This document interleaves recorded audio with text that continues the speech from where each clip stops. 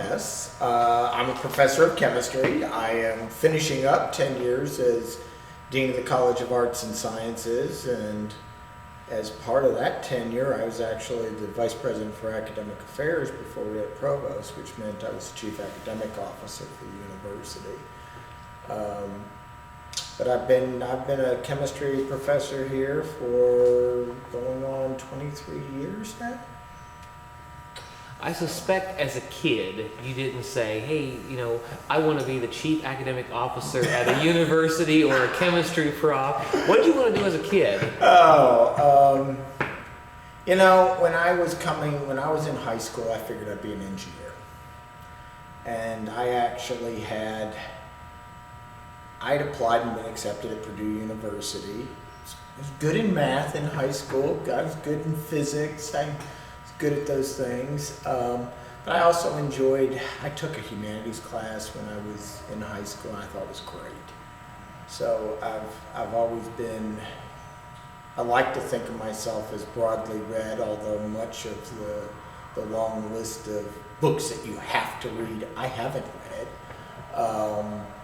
But I've read when I was a kid growing up, I read all sorts of things. And one of my favorite things was Time magazine, and it was a newspaper. That's back when we had newspapers. I was going to be an engineer. I was all set to head for Purdue, and a friend of mine he was going to visit us. Center College, a small private liberal arts college in the classic sense of liberal arts colleges, and I went along. And I talked to them about their 3-2 engineering program. And I thought, oh, this is cool. I can get 2 degrees in 5 years. I'd spend 3 years at Center, and then,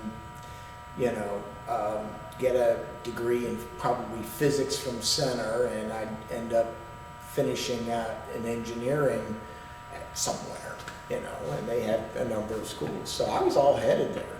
And, along the way, that was a great choice. Center at that time was 700 students. I had always been, my high school it was a smaller high school in Louisville, but we had actually merged the high school my senior year, and we actually had 400 graduates instead of 200.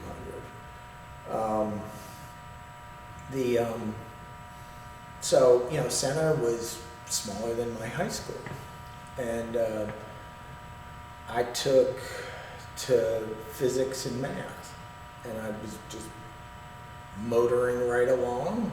I got excited about chemistry when I took some chemistry classes, and I really got interested in chemistry when I took instrumental analysis and the technology thing. I was all set to head to engineering school. I was actually interviewing and had applied to Washington University in St. Louis, among others, and I'd actually visited. And I was in that, but I met a girl, and decided I didn't want to leave her, so I decided to stay. And so I finished an undergraduate degree as a BS the BS in chemical physics, actually, with a minor in chemistry. And then it became, my girlfriend and I, we got married during the spring of the senior year.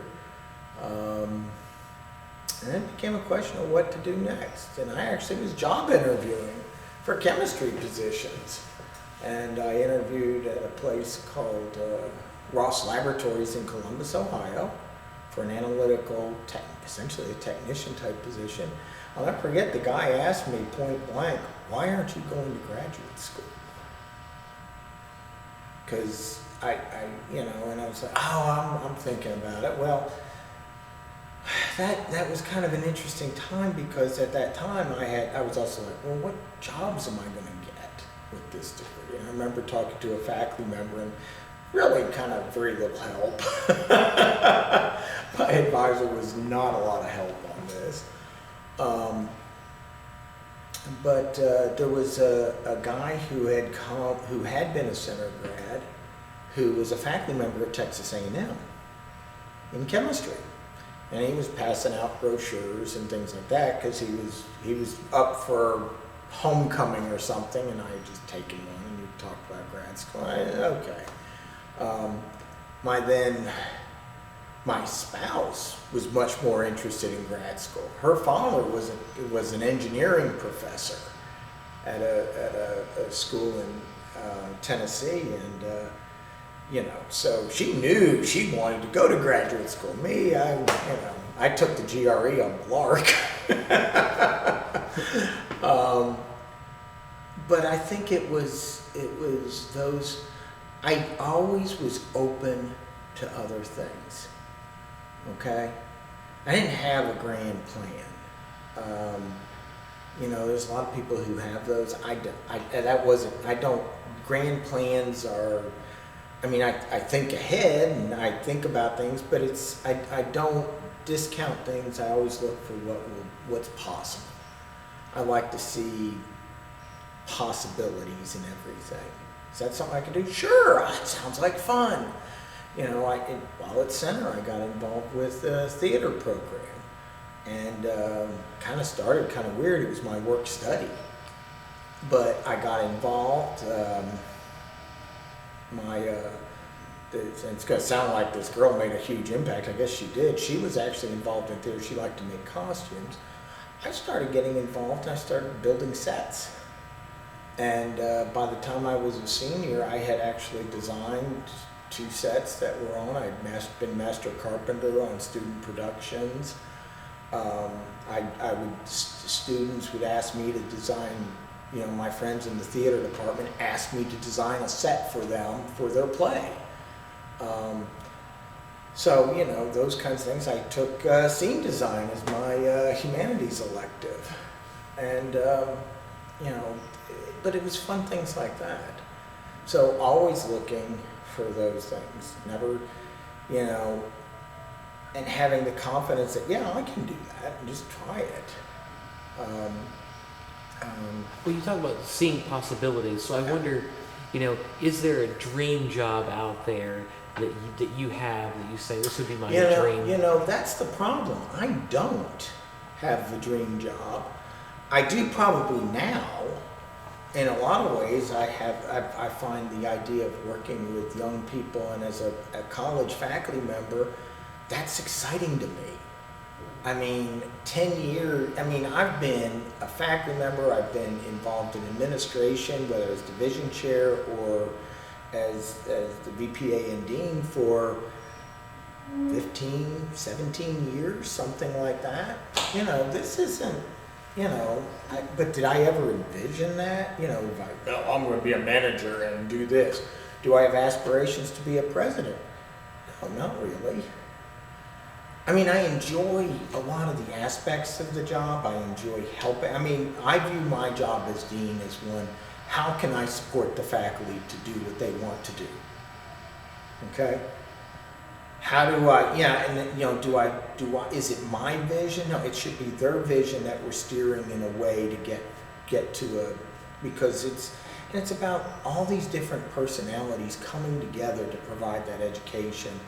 And how do I help, say Rob Music when he comes to me and says, hey, I'd love to take students to this. Or, Darla French says, I really would like to try a class with James Browning and do a nature of science class, and then we'll couple it together with this religion class. And those are the things that, for me, and maybe that's that piece. I like to solve problems, whether they're chemistry problems, whether it's helping a student with a problem, whether it's, I like to, it's always interesting to me. How do we do this? And I'll never forget, I come from a background of physics and, mathematics and, chemistry and, predictable outcomes. People are not predictable outcomes, okay? I like working with people, although I'm probably a little more of an introvert, okay?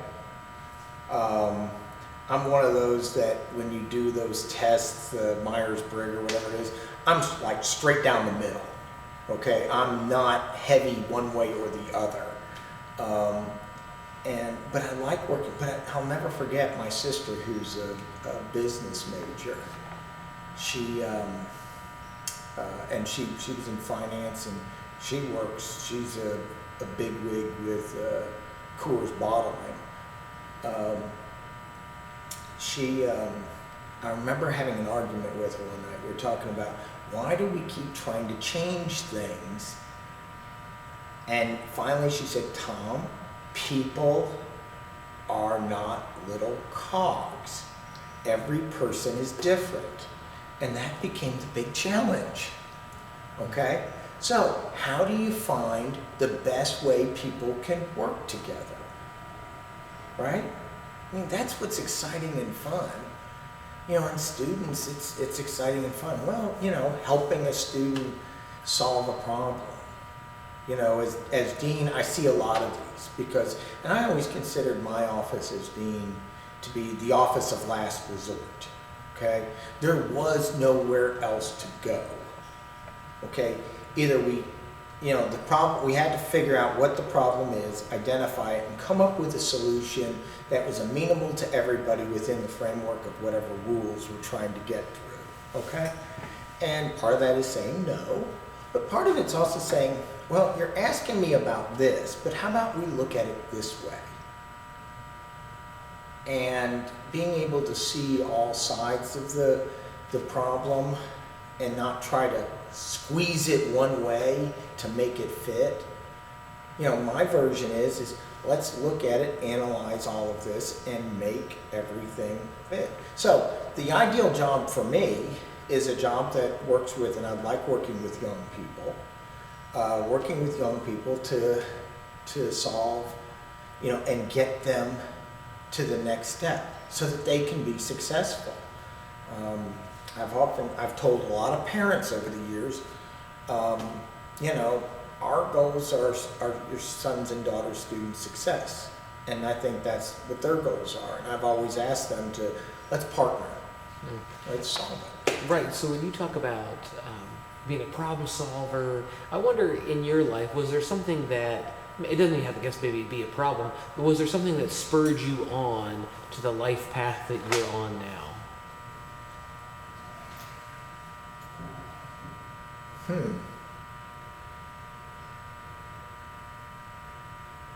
God, I don't think so.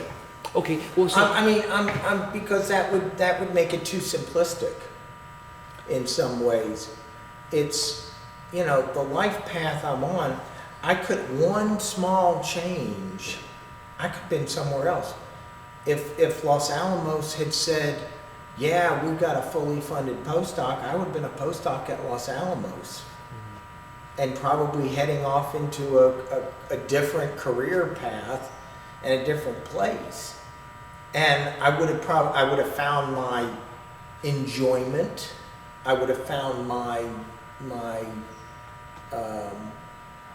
I would have found that ideal. We talk about that ideal piece. But I think it's more complicated than that, and you don't find that until you've done. And every situation is different, just like people are different. And I think, we adapt who we are to who we're around. And there are some guiding forces. I'm not interested in working for the mob or anything like that.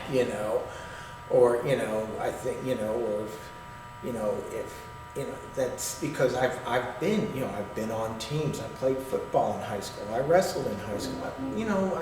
But I was always, I won't say an outsider, but I was part of this group. I was part of a very different group. when I was in high school. And I don't think it's being able to navigate those different landscapes and then finding that, that best landscape that works for you, if you would. But I don't think we can say what that is until we try it. Yeah, so we really have to try. We have to try out things. So I wonder for you now, because you are clearly a very experienced professional in your field. Yeah. 20 plus years. Yeah. So how would you now, in a sentence, define your call? Tom Hess is called to, and the sentence.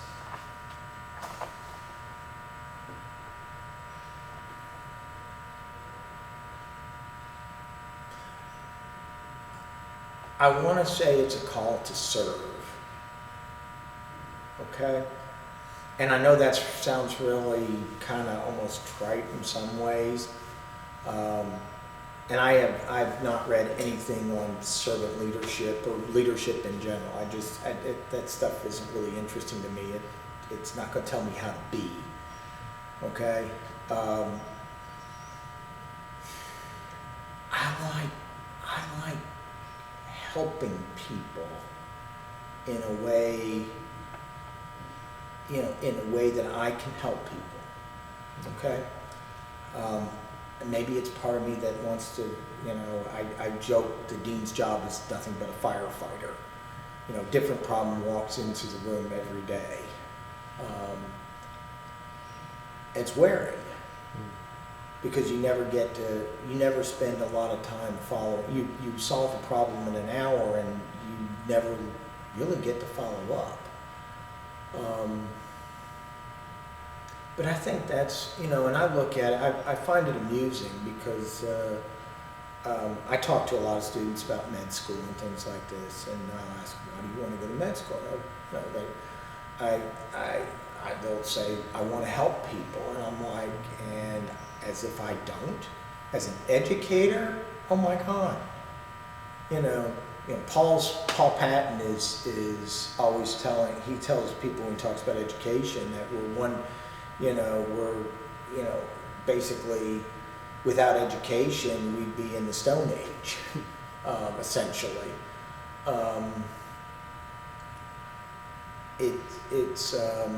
It's critical. And I think we have to, and it's something that I think society takes a little bit too much for granted. I think we're trying really hard to squeeze it and make it better, and maybe we're actually killing it. All the way down to the kindergarten. And even before, I think we're squeezing it, we're making it, we're not shaping and letting, people are not happy with what they're getting, or they feel like they're not, I don't know, it just feels to me like we constantly are tinkering with it, and we're not nurturing it, we're tinkering. I think we need to nurture. Right. I think that's, for me, is part of it is I've got many students that, my God, they're doctors and, they're people with PhDs and all sorts of things. They're doing good things. And helping them along the way in that path, that's very rewarding. Well, I can tell that people really matter to you. Mm-hmm. Which is kind of the odd surprise, this chemist, scientist, oftentimes you don't think people are going to matter, but people really matter to you. So I wonder, in your life's journey, who's been most influential to you to help you know your call? Again, it's that, asking that pushes it into such a simplistic answer. God, I don't know. That girl that I mentioned, we got married and we were divorced about 3 years later. People change.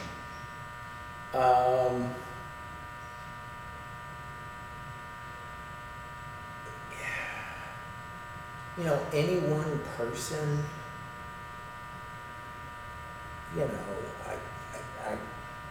my father worked hard, but my father was an employee benefit consultant. Most people don't even know what that is.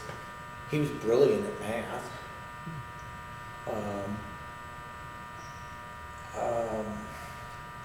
He was,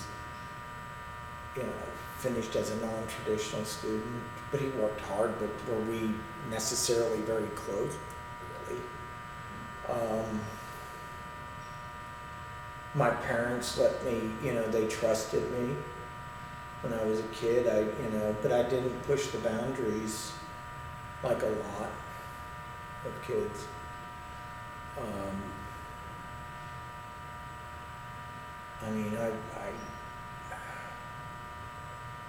I had excellent teachers along the way. I was very fortunate. People who cared. I had a chemistry teacher in high school who went out of her way to allow me, as a single student, do as an independent study, basically an advanced chemistry course in high school.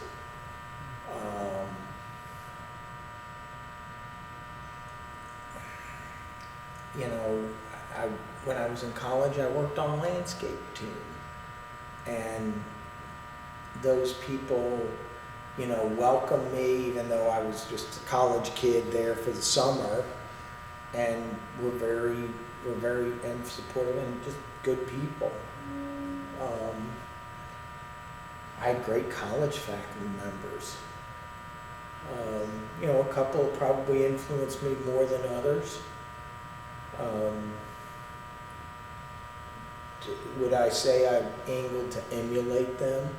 Not really. My advisor was in grad school.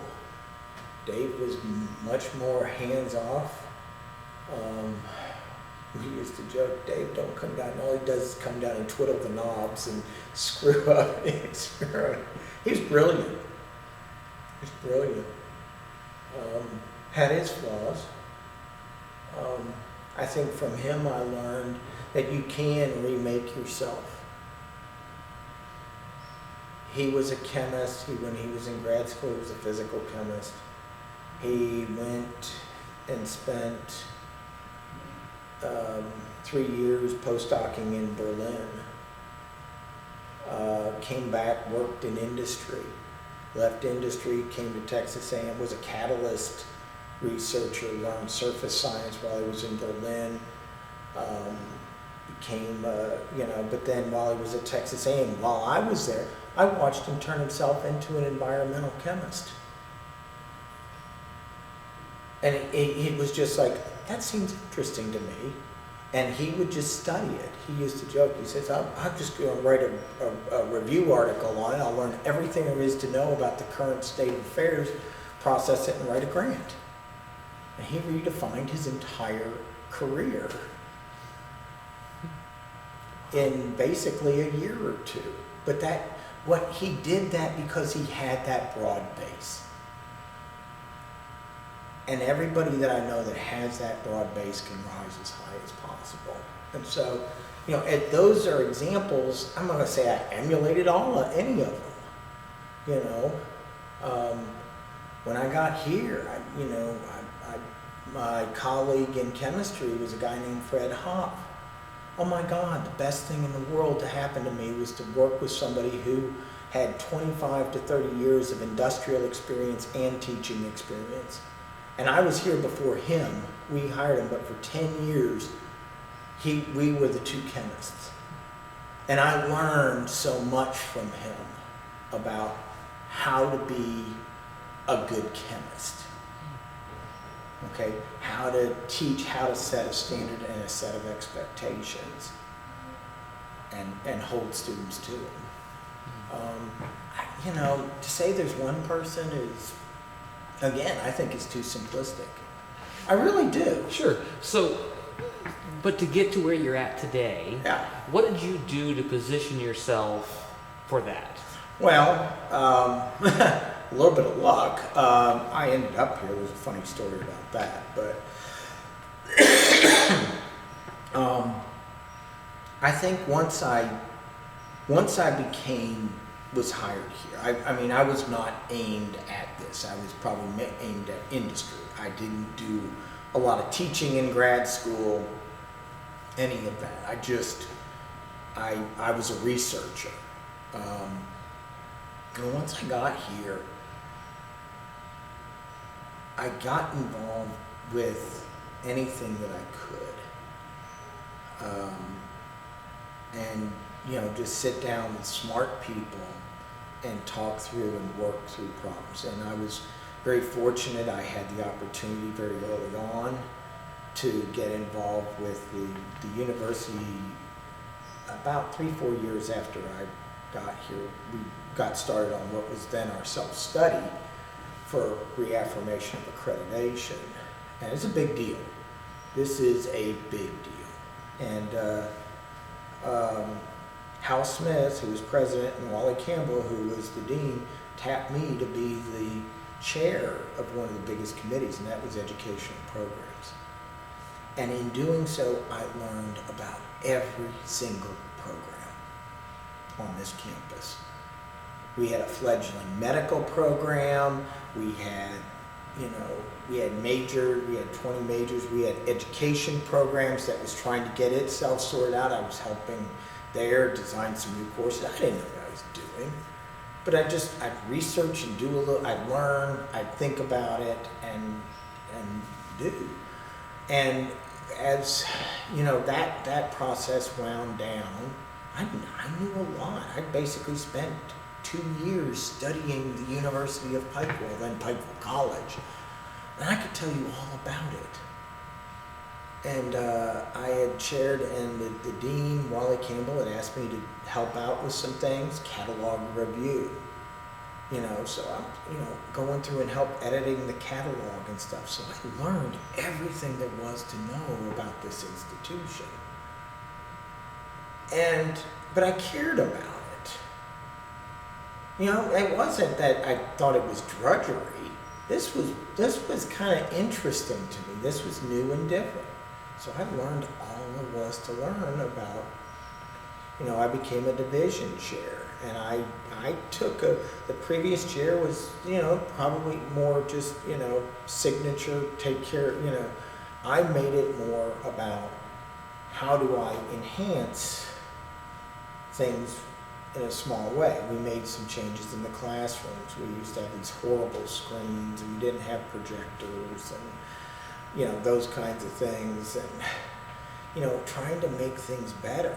I mean, it's kind of funny, like rooms like 302, 303, they used to have this little divider wall that it was a flexible wall. We used to joke you should get double credit if you took a class on one side, and in the other side you could hear everything that was said on the other side. So yeah, I pushed hard and got us to put those walls up and think about it that way. And it's not much, but it's kind of, and it's not spearheading the leading thing. It's like, let's make things better within the framework of what we can do. Let's make it better. Well, I know that you're a problem solver, as you said, and like that's a perfect example. I see the problem, I can make this better. Yeah. So obviously, you've tackled problems throughout your life. Yeah. Tell me about any obstacles, problems in your own world that you had to navigate to get to discover your call. Well, I knew I was going to have to, because I started wanting to learn more and more about, I'll say, the administrative side. I knew I would have to learn more about accreditation. And by the way, when I became dean, I thought I knew something about the job. I didn't have a clue, okay? But that doesn't stop you, okay? There is no training camp to become a good dean or a good whatever, frankly. I think because if you do, you go in with such preconceived notions that you don't stop and listen. And I think that's a huge thing. You have to listen. Well, one of the things that I want to do is I want to learn more about accreditation. So I asked Dean Kimball if I could go to the SACS meeting. I mean, people probably thought I was nuts, okay? And there is that meeting, I joke, it's 4,000 of our closest friends in higher education, but everybody is wound so tight because the high stakes that have become accreditation. Okay? Although I joke, it's like, look, if you're doing your job, it's not a problem. Okay? All right? It really isn't. But I remember going to that first meeting and it was just like, I don't know anything about it. I had to kind of immerse myself and learn. And at that time, I said, before I had done this SACS credits, they had changed all the standards. So I understood what they knew, but everybody's talking this language that I had to learn. But then it's just in terms of those, so, overcoming those obstacles is the learning curve. Learning how and thinking about and knowing what questions to ask.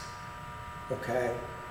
I mean, that is one of the hardest things, is stopping and saying, okay, we need to think about this, or we need to think about that. And I know, and that's one reason why,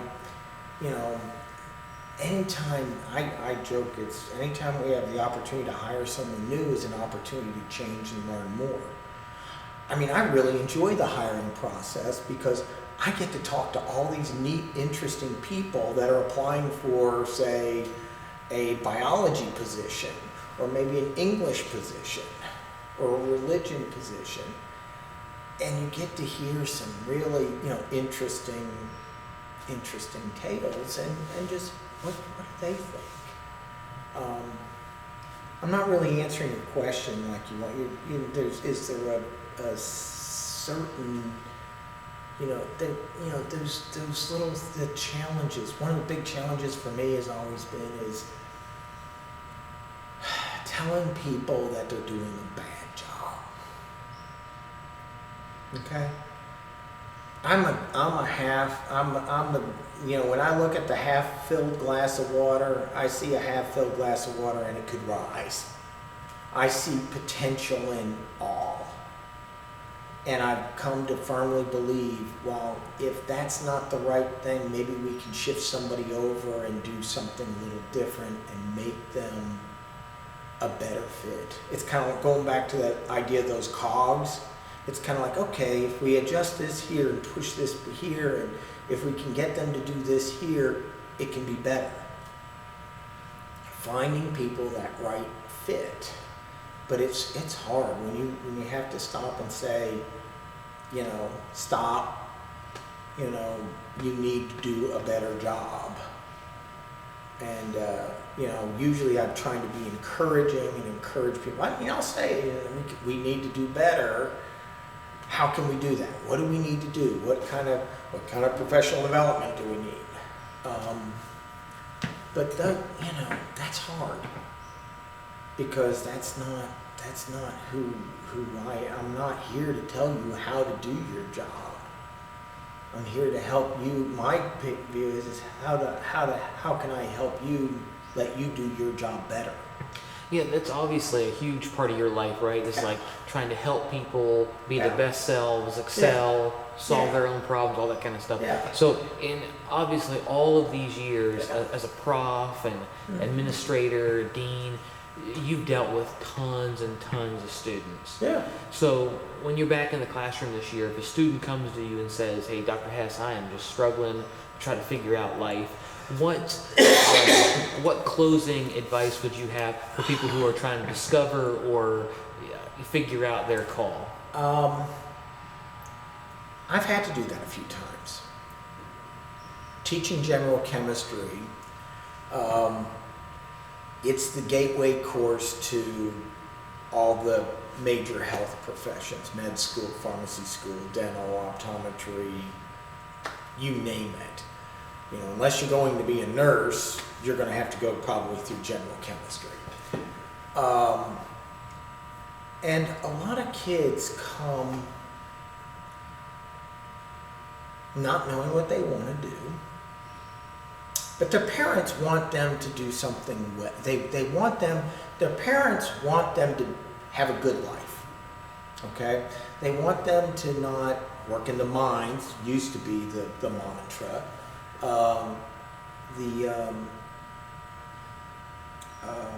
They want them to lead a good life. So and many times the parents are not, frankly, that savvy about opportunities. And I think that's part of it. So they glom onto something. My mom and dad want me to be a pharmacist. Mom and dad want me to be a doctor. And part of that discussion is that I have with the student is, and this is hard because students don't want to disappoint. They don't want to disappoint their parents. They don't want to disappoint the faculty. They just don't want to disappoint. And so the conversation goes something like this. Well, you're having a hard time I'll use general chemistry as an example. You're having a hard time, don't know what you want to do. Well, let's talk a little bit about what do you like to do? What do you enjoy? What do we need to try that's different?